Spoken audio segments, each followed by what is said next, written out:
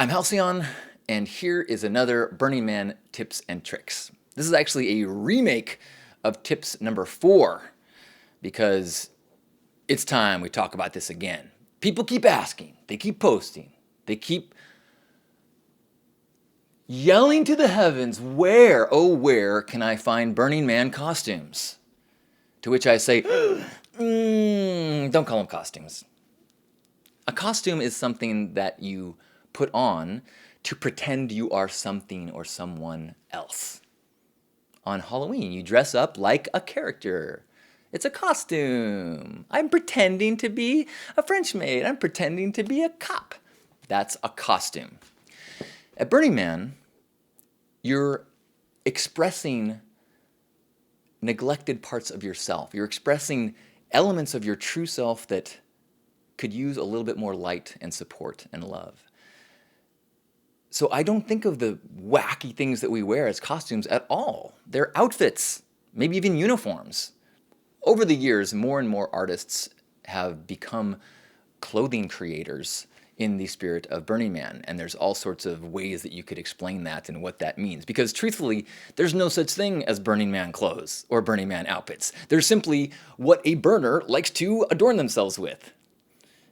And that can mean anything, and it can mean nothing. It can mean you like to dress up like a Viking because you've always thought of yourself as an inner Viking.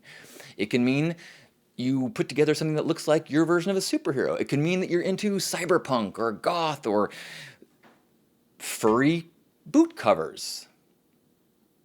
You can be brazen and flamboyant. You can be understated and monk-like.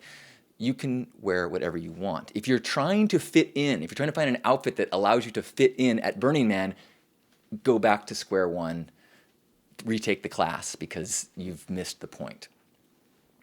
That being said, if you go, oh my gosh, look at that cool cyberpunk outfit. I've always wanted to dress up with a monocle and gears attached to my clothing. Then by all means, let yourself do that.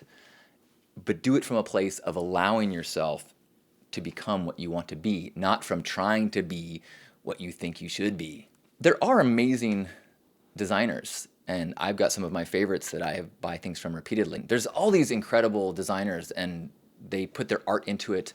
If you have the means, by all means, support these artists and buy these incredible craftsmanship and art that are Burning Man designers or festival-influenced fashion. But you don't need to do that. What I have done for years and what I encourage people to do is get yourself into a thrift store. I am wearing right now a women's shirt that I cut the sleeves off. It was a little too small for me because if as a guy, you've got a thicker back generally than most feminine forms. So you put on like a jacket or something and it doesn't fit right. But if you cut the sleeves off, what was a funky or normal woman's jacket that you can get for very cheap becomes this cool vest. Like, look at this. This is like a weird women's jacket. Not weird, normal. Something, your mom or grandmother might wear. But I cut the sleeves off and all of a sudden it's like high fashion, wacky, ooh. Then you take the sleeves, cut off the cuffs of them, and ta-da, you now have some funky cuffs off the shirt that you just messed with. Look at that. It costs you $10, depending on where you thrift shop. And let's say you've got a little bit of skills, you could take that shirt and add some things to it. This is a thrift store shirt that then had more things, had the sleeves cut off and then more things attached to it to accent it and make it cool. You don't sew? Try a glue gun. Glue guns will attach most things to most things. But wear it around a little bit first to make sure it doesn't just fall apart. You don't want to moop. Don't glue gun gems and things all over to things that are soft where the bending will knock it down. You do not want to create clothing that creates moop. Cheap sequins, things that if you cut something and things are fraying off of it, no go. There's another cool women's blouse that I just cut the sleeves off, and now it's like high-end circus wear. Look at that. Da-da-da. And the same is true as a guy. I go into the women's section and look through all sorts of jackets and shirts that I can cut them off to use as cuffs and vests. And then I find women's pants that I find that a woman's 11 is about a men's 30, something like that. Actually, It's funny, women's sizes are kind of all over the place. I don't know if that's to mess with women's heads or to deal with their insecurities, but you got to try it on. You can't just know that the size is the right size when it comes to women's pants. What would be a basic, normal, everyday pair of women's pants looks like a high-end, ooh la la, fashionable pair of men's pants because they have flares or funky pockets or zippers all over the place. So women's pants, women's shirts, ta-da! That's my recipe for burner wear. Your recipe may be very different. Season to taste.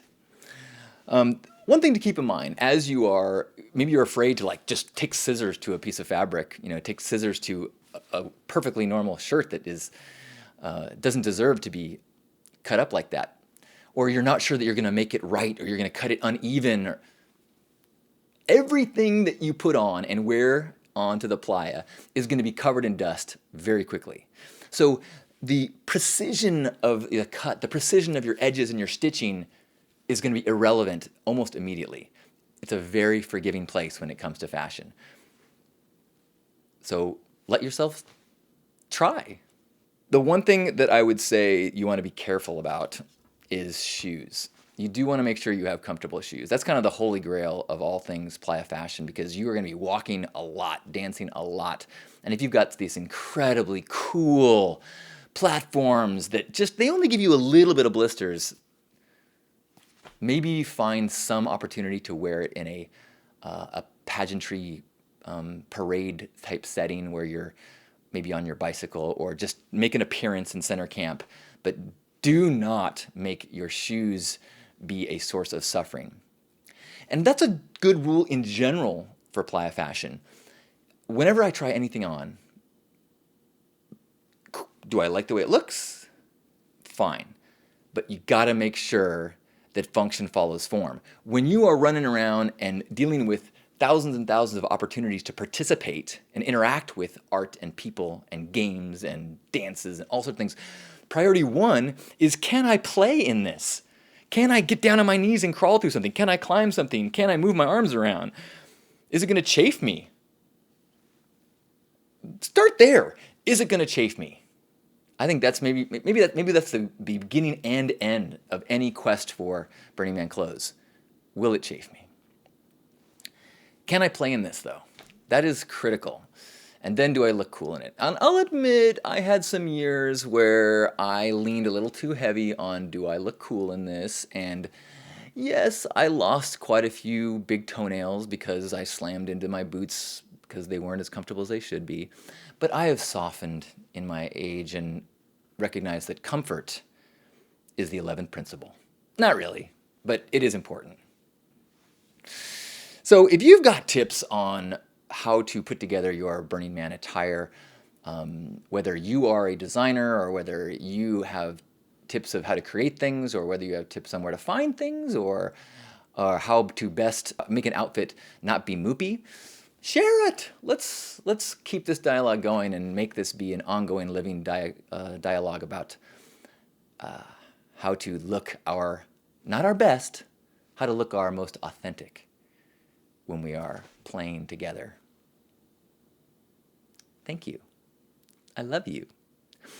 All of my Burning Man tips and tricks are available at lustmonkey.com or on the Burning Man Journal. I'll see you at home.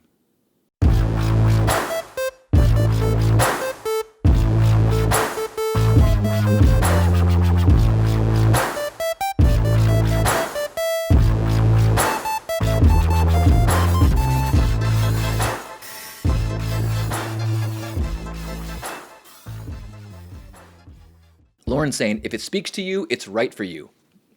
Well said. Step out of your comfort zone and get it. The playa knows no zone, and anything is perfect if it doesn't create moop. Look at that. It took me 20 minutes to say all of that, and you said it in one sentence. Well said, Lauren.